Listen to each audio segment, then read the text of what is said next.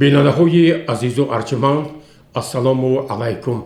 ба таваҷҷӯҳи шумо барномаи навбатии маърифати ҳуқуқӣ аз телевизиони симои шаҳри Панҷакейн манзур мегардад.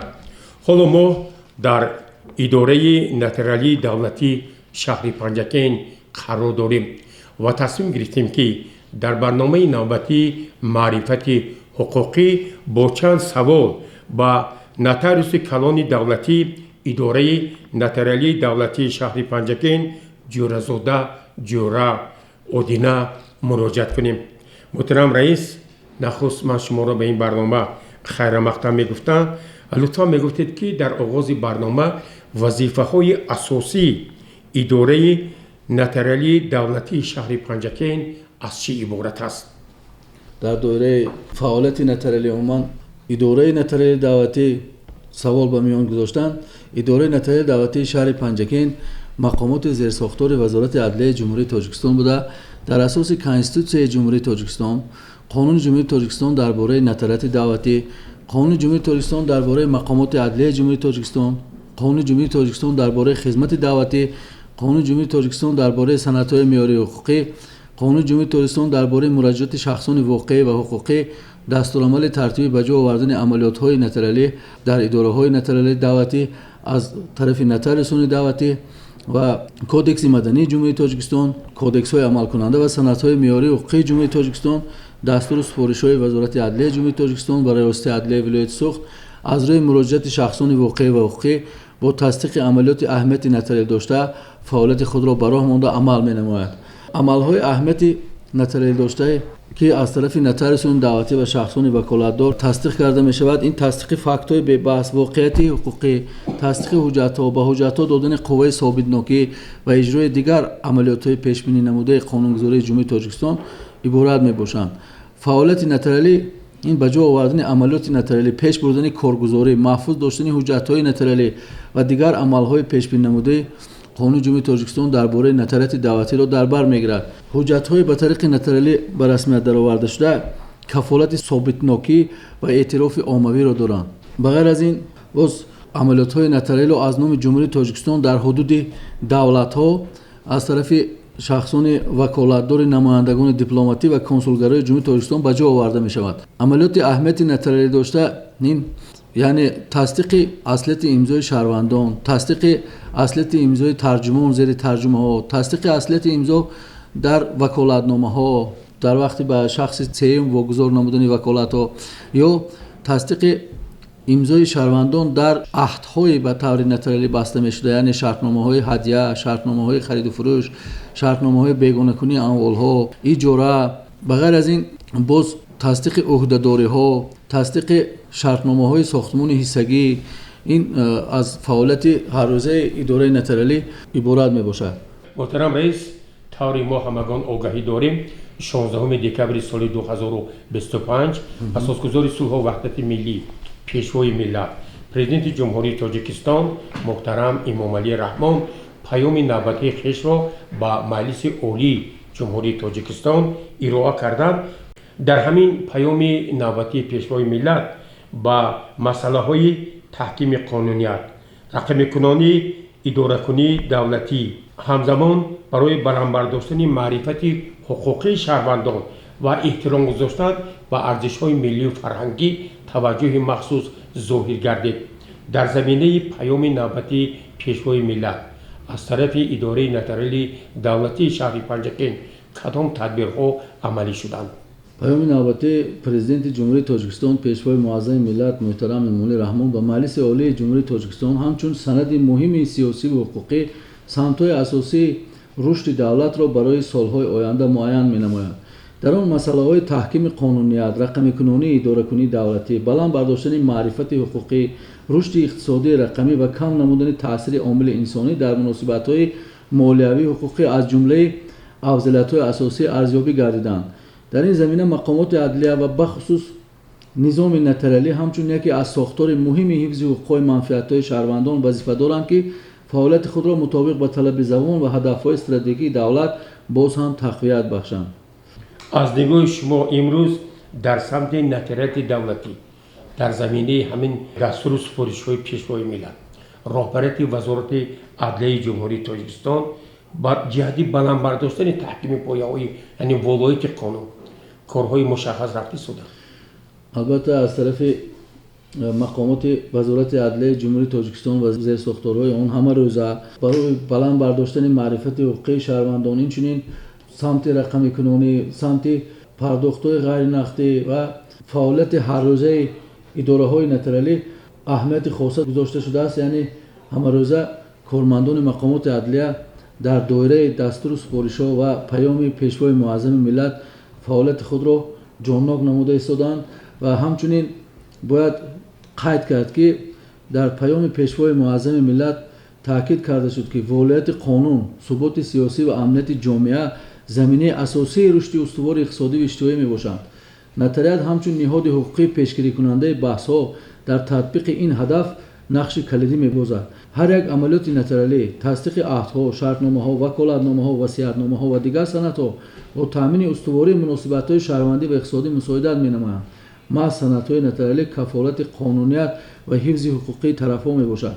аз ин рӯ кормандони вазорати адлия бояд бо масъулияти баланddониши мукаммали қонунгузорӣ ва эҳсоси адолатпарварии фаъолияти худро ба роҳ монда, риояи қатъии принсипҳои қонуният, бетарафӣ ва махфият асоси эътимоди ҷомеа ба мақомоти адлия мебошанд.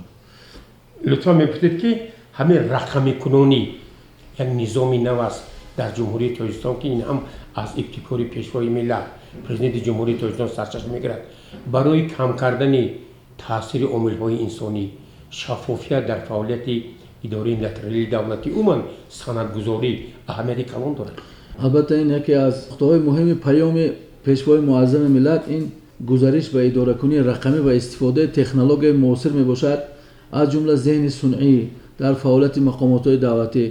таҷрибаи ҷоринамудаи низоми рақамии билингӣ дар соҳаи энергетика, ки боиси коҳиши талафот ва афзоиши шаффофият гардид, нишон медиҳад, ки рақамикунонӣ метавонад омили муосири мубориза ба сӯистифода аз беқонуниҳо бошад.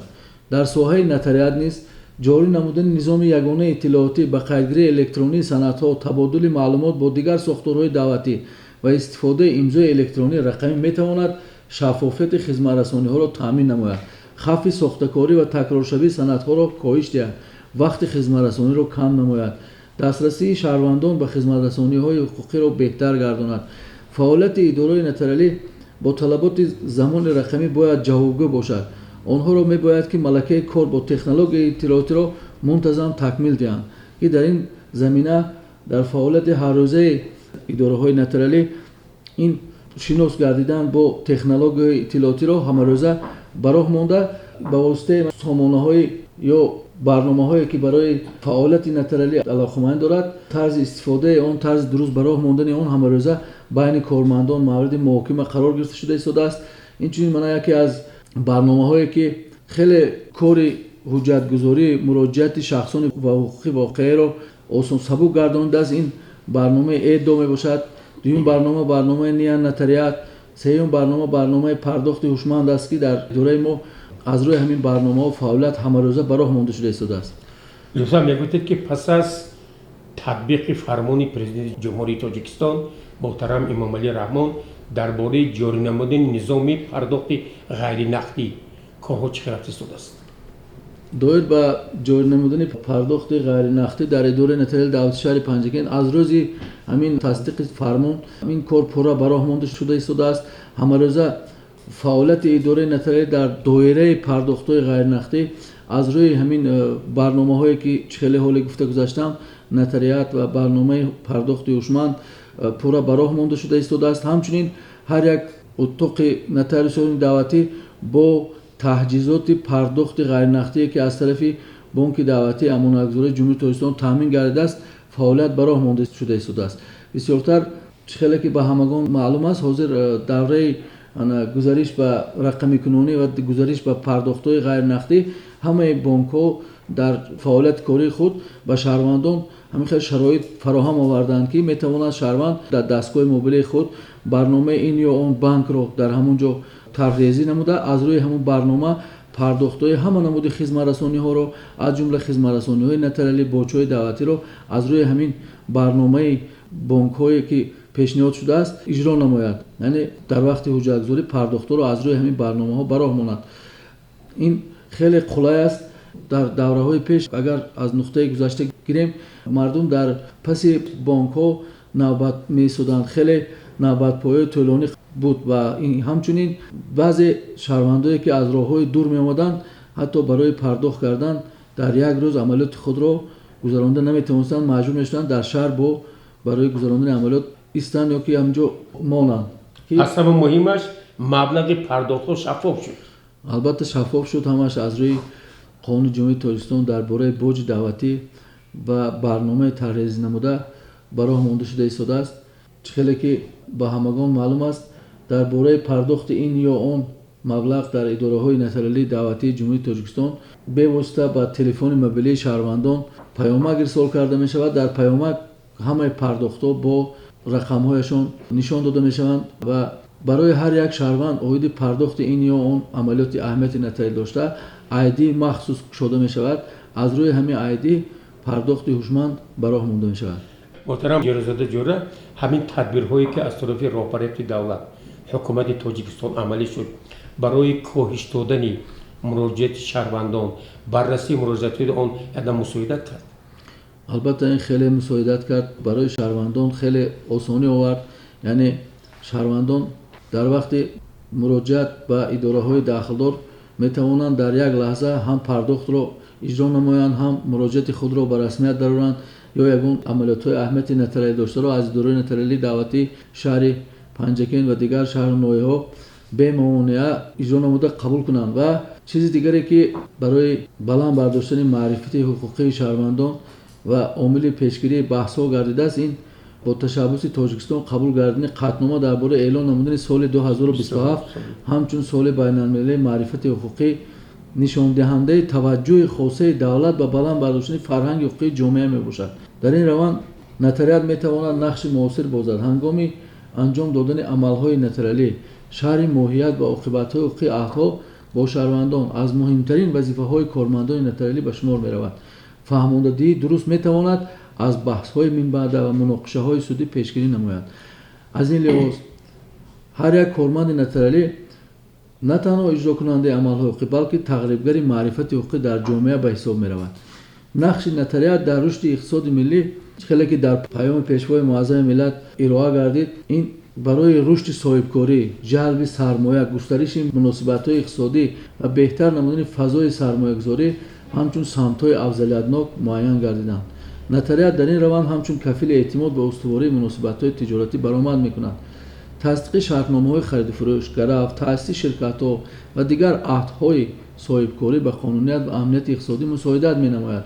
ҳар қадар сатҳи касбият ва шаффофияти фаъолияти нотариалӣ баланд бошад, ҳамон қадар эътимоди сармоягузорон, субъектҳои хоҷагидорӣ, шахсони ҳуқуқӣ ва воқеӣ нисбат ба мақомоти адлия меафзояд. дӯстон мегуфтед ки намудҳои амалҳои нотариалиро каме шаҳр медодед ки имрӯз аз рӯи кадом амалҳои нотариалӣ шумо фаъолият мекунед ва шаҳрвандон аз ҷумла шахсони воқеи ҳуқуқии шаҳру деҳоти Панҷакен бештар бо кадом масъалаи мушкилоти нотариалӣ ба шумо муроҷиат мекунанд? бештар ҳоло ҳозир дар идораҳои нотариалии давлатӣ бастани шартномаҳои саҳмгузорӣ барои сохтмони биноҳои баландшона, бастани шартномаҳои бегонакунии амвол, бастани шартномаҳои бартарафсозӣ бо пардохти ҷуброн, бартарафсозии хонаҳои истиқоматӣ бо ҷуброн намудани арзиши аслии ҳамун амвол ё ки ба ивази ҳамун бо таъмин бо дигар амвол, бастани шартномаҳои ҳадя, тасдиқи васиятномаҳо, тасдиқи ваколатномаҳо, тасдиқи аҳдҳо, тасдиқи аслияти имзои шаҳрвандон, розигиномаҳо ки дар фаъолияти ҳаррӯзаи идораи нотариалӣ ҳамарӯза имрӯз ба чашм мерасад. яъне бо пешрафти иқтисодиёти мамлакат, бо пешрафти рушди давлати имрӯза барои бастани шартномаҳо ҳам эҳтиёҷот бисёр шудааст. яъне талабот дар ин соҳа хеле бисёр шудааст. امروز مردم این از اون شهادت میتهد که جامعه شهروندی ما رو به رشد و تشکل آورده است و به مردم ضرور آمده است که برای شفافیت حجت ها، برای مخفیت و منفعت های قانونی شهروندان بواسطه تطبیق سیاست حقوقی در دایره همین پیشرفت حجت گذاری حقوقی نقش مهم می‌بازد. خب در پایان این برنامه به شهروندان و شخصان حقوقی واقعی چه توصیه مصلحت رو میتونید که آنها چطور به همین اداره نترلی دولتی شهر پنجکین مراجعت کنند، ترتیب پیشنهاد حجت ها را رعایت کنند و در مدتی که قانون معین کرده است همان عملهای نترلی خیش را تصدیق نمایند. پیش از همه شهروندان شهر پنجکین من رساندنیم که برای مراجعت به اداره های نترلی باید موافق اراده اصلی خود مراجعت نمایند. بسیار حالت ها می شود که اراده شهروند اوید مثال بستن شرطنامه هدیه باشد، در اصل یا با مصلحت مثال بعضی افرادی که همین در این دایره مثال ملکه ندارند یا که معلومات ندارند آماده مراجعت میکنند که وصیت‌نامه بسته شود، یا که بسیار حالت ها می شود که به جای شرطنامه های خرید و فروش آماده ابراز می‌دارند که ما این اموال ما رو به این یا اون نفر هدیه نمودیم، حالا که قانونگذار هدیه نمودن اموال رو منع نکرده است، لیکن بستن شرطنامه هایی که عهدنامه هایی که خلاف مضمون عهد هست، یعنی یا برای رویپوش کردن این یا اون عملیات نترلی برای مانده شده است، این از بی‌اعتباری همین عهد گواهی می‌دهد. برای همین در وقت مراجعت به اداره های نترلی عموما شهروندان میباید که از روی اراده خود چیزی که خواهش خودشون که وابستگی دارد همین عمل رو برای مانند. همچنین حالت های بسیارتر علاقه امروز مورد بحث قرار گرفته است، این حالت های میراث در دادن شهادت نامه های حقوق به میراث طبق قانون و طبق وصیت‌نامه بسیارتر میراثگزاران بنابر ندانستن قانون مهلت قبول میراث را میگذرانند، یعنی که چقدر که قانونگذار 6 ماه مقرر کرده است. بسیار مراجعت ها هستند که سالهای طولانی پیشش قریب 20 سال 10 سال 15 سال باز از پی همین حجت نشدند یا شرایط نداشتند، یا این ندانستن قانون یا پس منظره قانون را ندانستن این از جوابگری حقوقی آزاد نمیکنه. مثلا پس از وفات پدر یا مادر همون میراثخور حجت ها رو هم قانونی نمیکنند، برای همین کشف میکنند. اینو شما در نظر دارید؟ البته مراجعت نمیکنند سر وقت، برای اینکه ما کمک عقیده است که یعنی ممکن است کس گوید که این علاقه اول مرگ مثال خویشاوندش یا والدینش نشده سال نشده هم بله هم چند روزی نشده است و علاقه مراجعت کرده است، این نادرست است و باید حتما از روزی مثال وفات سر کرده تا 6 ماه علاقه بعدی وفات 6 ماه قانون مهلت مقرر کرده است، تا 6 ماه مراجعت نمودنشان لازم است و دایره تقسیم میراث یا قبول یا دست کشیدن از میراث عرض خود رو عریضه خود رو مراجعت خود رو باید پیشنهاد کنند که ما از روی همین عمل نماییم. همین خیلی مشکلات هست در همین وقتی مراجعت شهروندان در همین اداره نترلی شهر پنجکین با این مسئله مراجعه میکنند.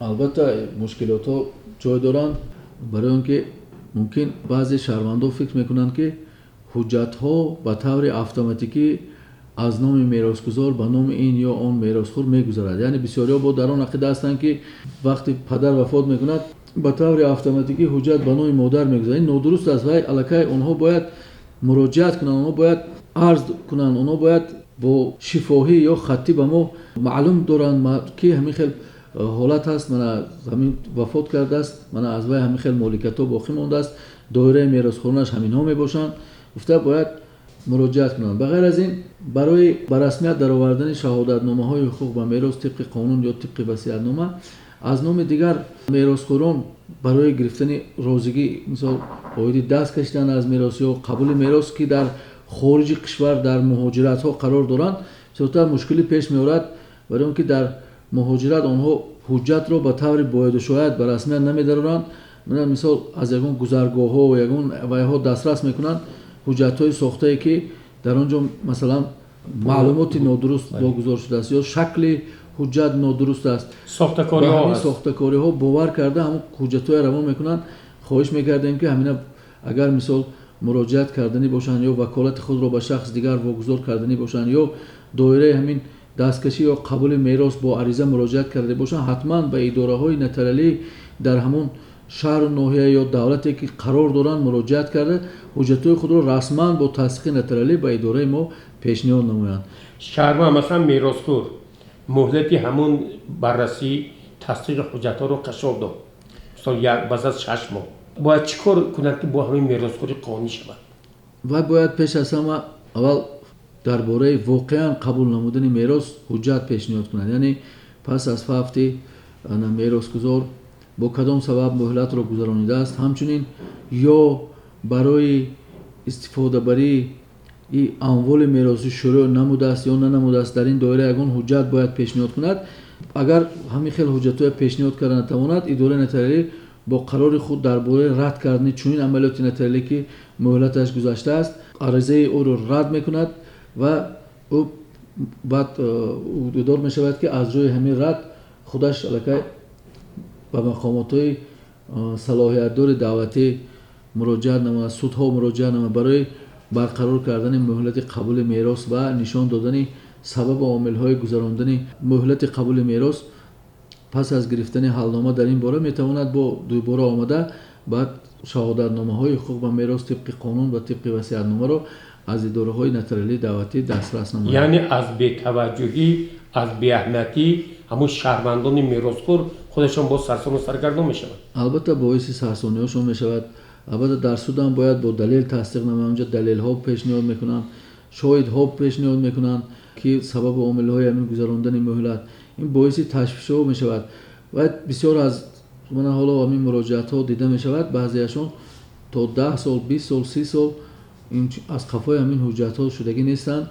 من حاضر الکی همین خیلی شرایط به میون اومده است که همه روزه باید درباره وضع حقوقیشون آنها خبردار باشن، وضع حقوقی صاحب ملکیشون. مقصد از روی این همین حجت حقوق معین کننده اندوز سپرده می شود، بودجه پرداخت کرده می شود یا دیگر پرداخت‌های تو کمونالی از دیگر از براه مونده می شود، باید اینا الکی همون حجت‌های به نام خودشون درآورده با همین مقامات‌های دعوتی شرطنامه‌ها داشته باشند.